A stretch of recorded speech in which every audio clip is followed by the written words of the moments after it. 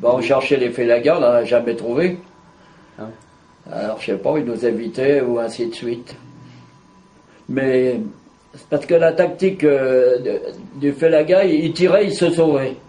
Par exemple, quand on était en patrouille, on se faisait tirer dessus. Ça durait 10 secondes, 15 secondes.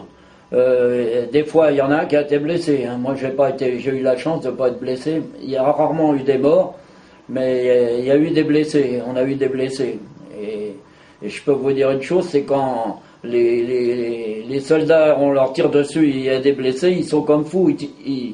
Ils savent plus. Donc, ils sont affolés, littéralement affolés. Hein. Un jour, on a tué une mémé comme ça, parce qu'elle s'était cachée dans des épineux. Et puis, bon, on venait de se faire tirer dessus, il y a eu un blessé. On a tiré dans le fourré, et on s'est aperçu quand on est arrivé que c'était une dame âgée qui s'était cachée et qu'on avait tué. Alors, malheureusement, c'est comme ça. Quand on était en patrouille, on était toujours peur, surtout quand on était seul, parce qu'il y avait un processus à l'armée qui avait été déjà expérimenté en Indochine, c'était la sonnette.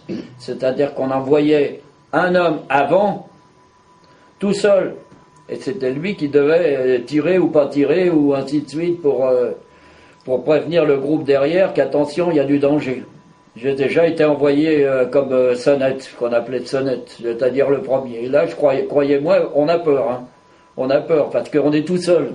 Et les autres, le temps qu'ils interviennent, vous êtes probablement morts avant déjà. Relativement, peut-être avec un peu de chance blessés seulement.